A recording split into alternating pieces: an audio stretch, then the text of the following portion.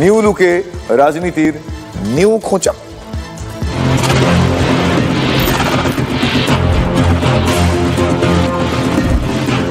সাদা ভেস্ট, হাতে gym gloves, new লুকে শাসকের নাম্বার 2।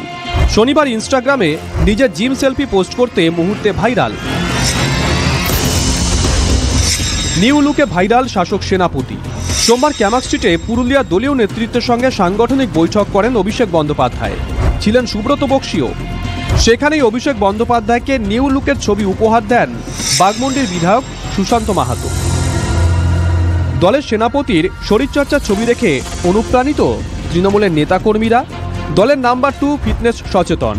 দলের সুপ্রিমোর মুখেও বারবার ফিটনেসের বার্তা।